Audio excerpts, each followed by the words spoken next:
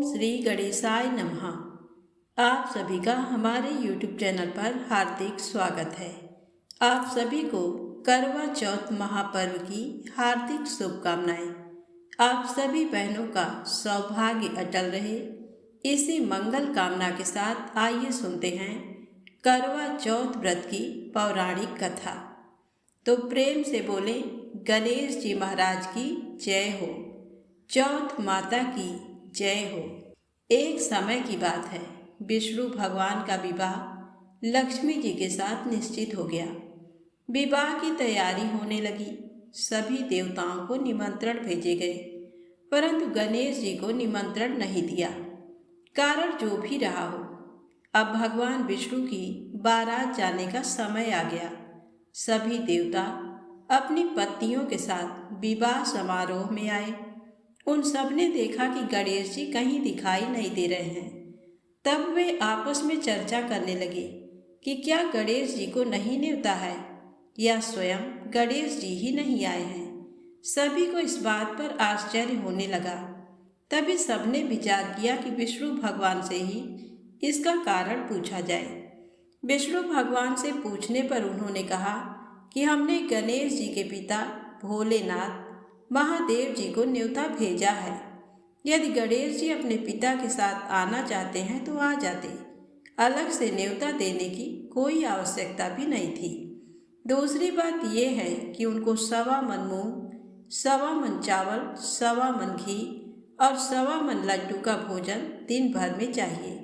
यदि गणेश जी नहीं आएंगे तो कोई बात नहीं, दूसरे के घर जाकर इतना सारा खाना पीना अच्छा भी नहीं लगता। इतनी वार्ता कर ही रहे थे कि किसी एक ने सुझाव दिया, यदि गणेश जी आ भी जाएं तो उनको द्वारपाल बनाकर बैठा देंगे कि आप घर की याद रखना। आप तो चूहे पर बैठकर धीरे धीरे चलोगे तो बारात से बहुत पीछे रह जाओगे। ये सुझाव भी सबको पसंद आ गया, तो विष्णु भगवान ने भी अपनी सहमति दे दी। अब होना क्या था कि इतने में गणेश जी वहाँ आ पहुँचे और उन्हें समझा बुझाकर घर की रखवाली करने बैठा दिया। बारात चल दी। तब नारद जी ने देखा कि गणेश जी तो दरवाजे पर ही बैठे हुए हैं, तो वे गणेश जी के पास गए और रुकने का कारण पूछा।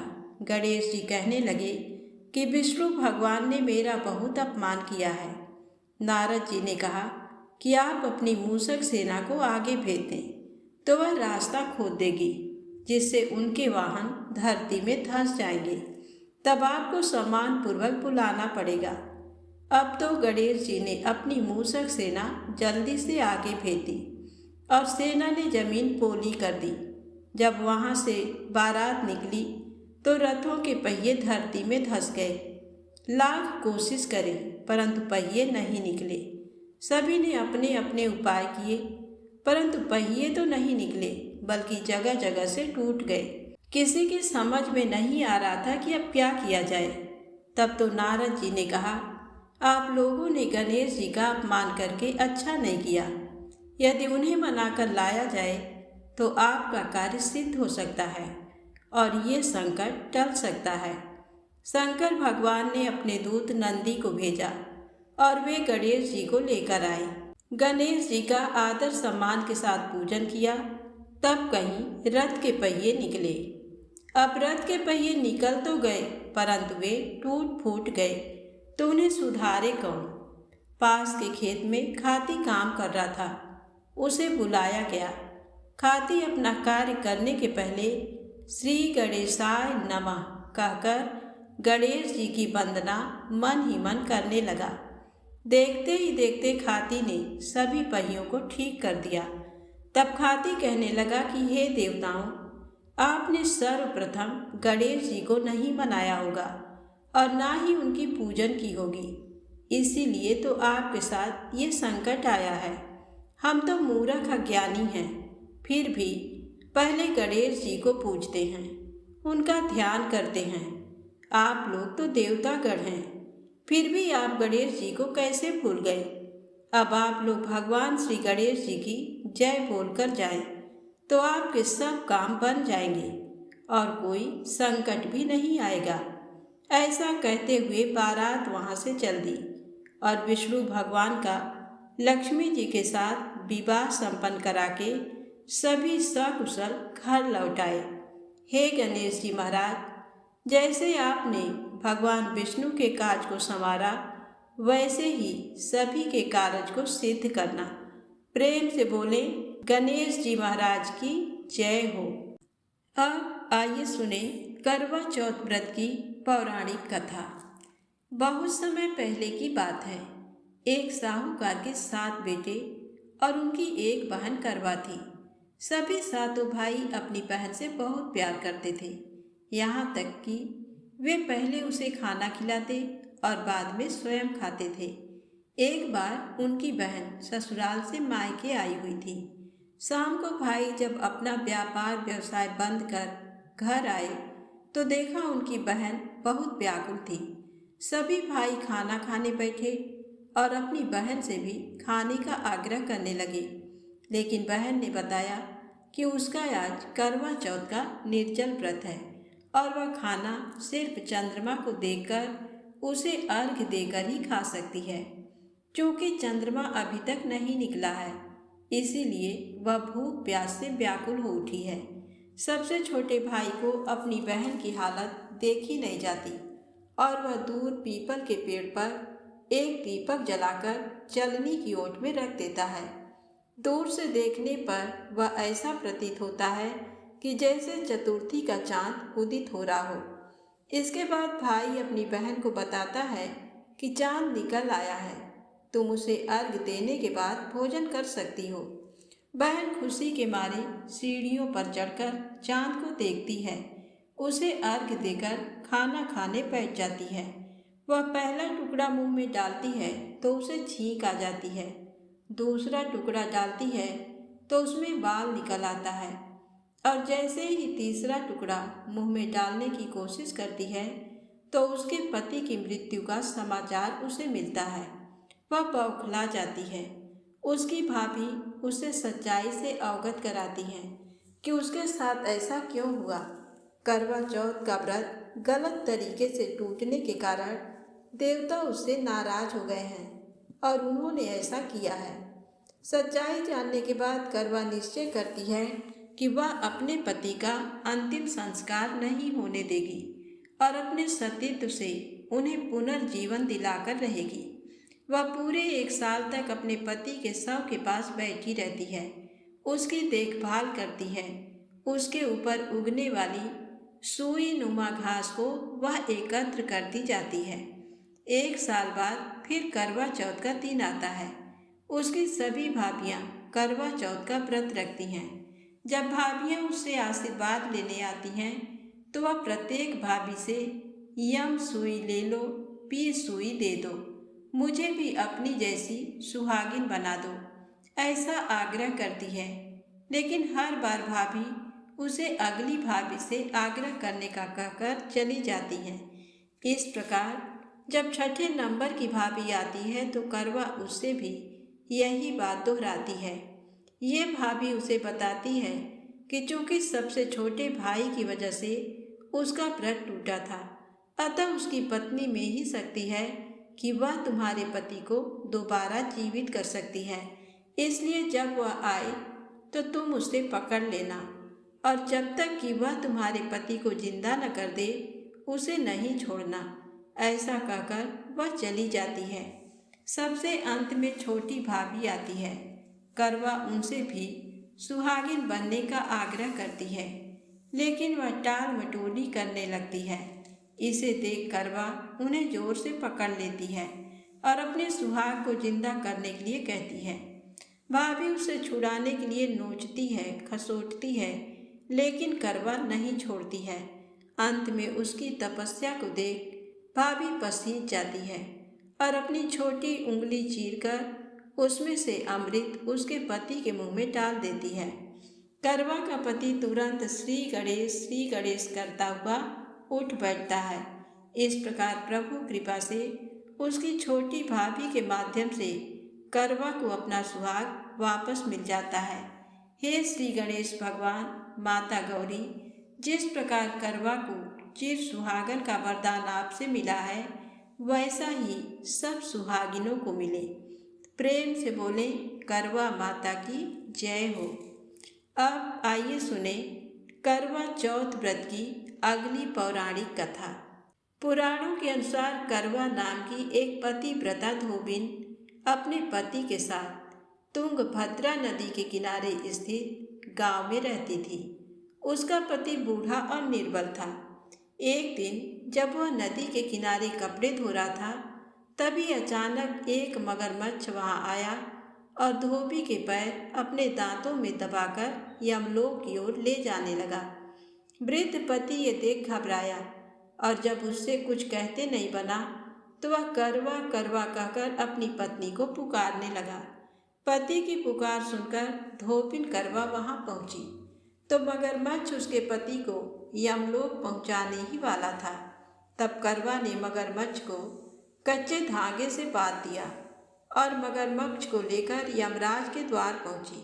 उसने यमराज से अपने पति की रक्षा करने की गुहार लगाई और साथ ही ये भी कहा कि मगरमच्छ को उसके इस कार्य के लिए कठिन से कठिन दंड देने का आग्रह किया और बोली, हे भगवान, मगरमच्छ ने मेरे पति के पैर पकड़ लिए हैं।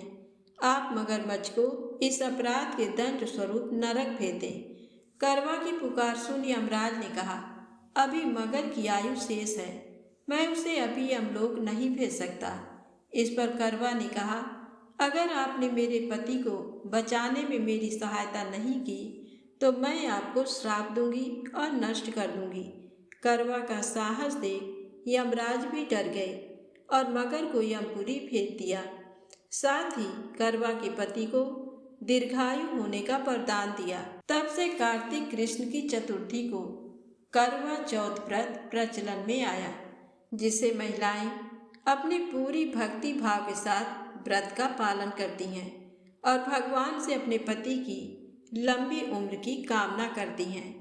तो प्रेम से बोले गणेश जी महाराज की जय हो, चौथ माता की जय हो। आइए सुने सावित्री और सत्यवान की पौराणिक कथा, जिसने यमराज से अपने पति के प्राण वापस लाए। भद्र देश के राजा अश्वपति के कोई संतान नहीं थी, इसीलिए वह इस बात से बहुत ही दुखी रहते थे। उन्होंने संतान की प्राप्ति के लिए मंत्र उच्चारण के साथ प्रतिदिन 1,00,000 आहुतियाँ दी। 18 वर्षों तक ये कर्म जारी रहा। इसके बाद सावित्री देवी ने प्रकट होकर वरदान दिया कि राजन, तुझे एक तेजस्वी कन्या पैदा होगी। इस तरह के वचन सुनकर राजा अश्वपति बहुत ही खुश हुए। 9 महीने बाद उनके घर बहुत ही सुंदर कन्या ने जन्म लिया। सावित्री देवी की कृपा से जन्म लेने के कारण उस कन्या का नाम भी सावित्री रखा गया। कन्या बड़ी होकर बेहद ही रूपवान और गुणवान हुई, हर कार्य में निपुण थी। सावित्री के बड़ा होने पर उसके पिताजी को उसके विवाह की चिंता हुई। वह उसके लिए वर ढूंढने लगे, लेकिन योग्य वर न मिलने के कारण सावित्री के पिता बहुत ही दुखी रहने लगे। तो एक दिन सावित्री ने कहा कि पिताजी, आप इतने उदास क्यों रहते हो? मुझे बताओ कि क्या बात है। तो उसके पिताजी ने कहा कि बेटा, मैं तुम्हारे लिए कोई योग्य सुंदर वर तलाश कर रहा हूँ, लेकिन वह मुझे नहीं मिल रहा है। अब मैं चाहता हूँ कि तुम स्वयं ही अपने लिए वर तलाश करो। पिता की आज्ञा पाकर सावित्री तपोवन में चली गई। वहां पर साल्व देश के राजा द्युमत सेन रहते थे। उनका राज्य तो किसी ने छीन लिया था। उनके पुत्र सत्यवान को देखकर सावित्री उस पर मोहित हो गई और उसे पति के रूप में उसका वरण कर लिया। ऋषिराज नारद जी को जब इस बात का पता चला तो वह राजा अश्वपति के पास पहुँचे और कहा कि हे राजन, ये आप क्या कर रहे हैं? सत्यवान गुणवान है, धर्मात्मा है, बलवान भी है, लेकिन एक चिंता की बात है कि उसकी आयु बहुत ही छोटी है। वह अल्पायु है, 1 वर्ष के बाद ही उसकी मृत्यु हो जाएगी। तो ऋषि राज नारद की बात सुनकर राजा अश्वपति घोर चिंता में डूब गए। तो फिर सावित्री ने अपने पिताजी से पूछा कि पिताजी, आप चिंतित क्यों हैं? तो उसके पिताजी ने कहा कि पुत्री, जिस राजकुमार को तूने अपने वर के रूप में चुना है वह अल्पायु है। मैं चाहता हूँ कि तुम किसी और को अपना जीवन साथी बनाओ। तो इस पर सावित्री ने कहा कि पिताजी, आर्य कन्याएं अपने पति का वरण एक ही बार करती हैं। राजा एक ही बार आज्ञा देता है और पंडित एक ही बार प्रतिज्ञा करता है और कन्यादान भी एक ही बार किया जाता है। और सावित्री हठ करने लगी और बोली कि मैं सत्यवान से ही विवाह करूंगी। तो राजा अश्वपति ने सावित्री के कहने पर उसका विवाह सत्यवान से कर दिया। विवाह के बाद सावित्री अपने ससुराल यानी कि जंगल में जाकर अपने सास ससुर की सेवा करने लगी। समय बीतता चला गया। नारद मुनि ने पहले ही सावित्री को सत्यवान की मृत्यु का निश्चित समय बता दिया था। जैसे जैसे वह दिन करीब आने लगा तो सावित्री अधीर होने लगी। उसने 3 दिन पहले ही व्रत रखना शुरू कर दिया। नारद मुनि द्वारा कथित निश्चित तिथि पर उसने पितरों का पूजन किया। हर दिन की तरह सत्यवान उस दिन भी जंगल में लकड़ी काटने के लिए जा रहा था। तो सावित्री ने कहा कि आज मैं तुम्हारे साथ चलूं। तो सत्यवान की आज्ञा पाकर सावित्री सत्यवान के साथ जंगल में लकड़ियां काटने चली गई। जंगल में पहुंचकर सत्यवान लकड़ी काटने के लिए एक पेड़ पर चढ़ गया। तभी उसके सिर में बहुत ही तेज दर्द होने लगा। दर्द से वह व्याकुल होकर पेड़ से नीचे उतर गया।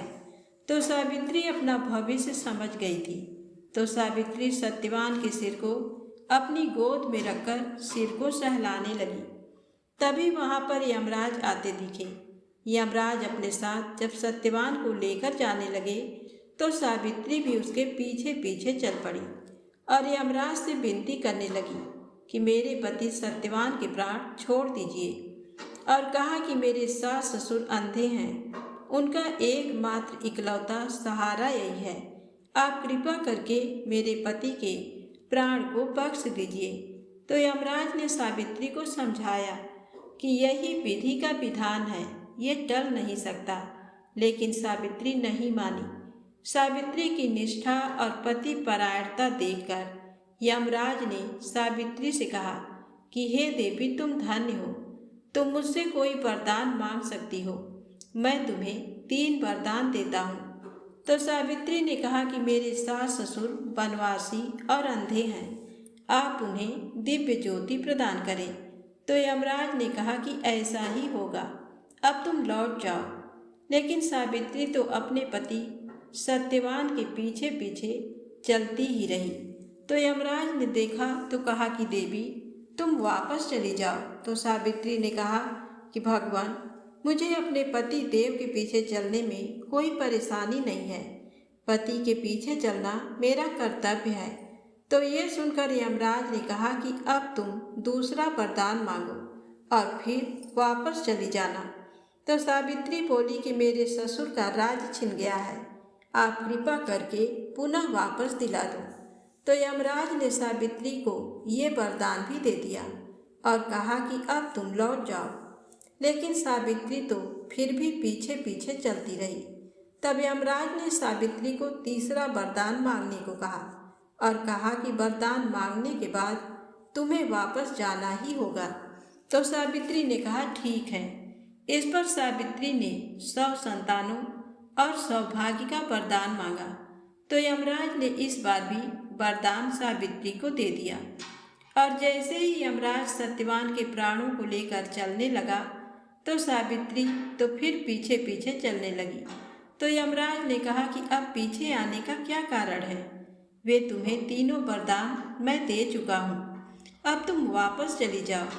तो सावित्री ने यमराज से कहा कि प्रभु, मैं एक पतिव्रता पत्नी हूँ और आपने मुझे पुत्रवती होने का आशीर्वाद दिया है।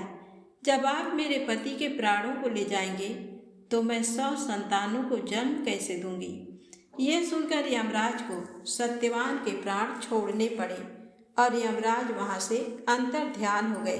सावित्री उसी वट वृक्ष के पास आ गई जहाँ उसके पति का मृत शरीर पड़ा था, और देखते ही देखते सत्यवान जीवित हो गया और उठकर बैठ गया। दोनों खुशी खुशी अपने राज्य की ओर चल पड़े।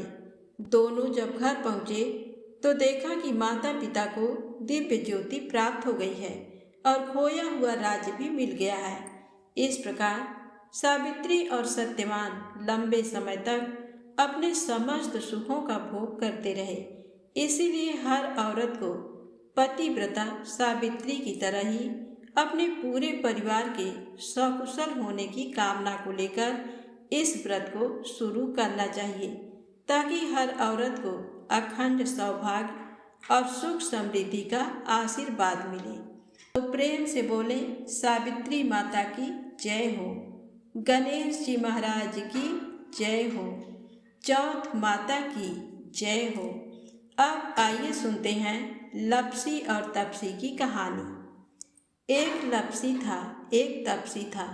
तपसी हमेशा भगवान की तपस्या करता था, लेकिन उसे चोरी करने की आदत थी। लपसी हमेशा सवा सेर की लपसी बनाता और पहले भगवान को भोग लगाता, उसके बाद में स्वयं भोजन करता।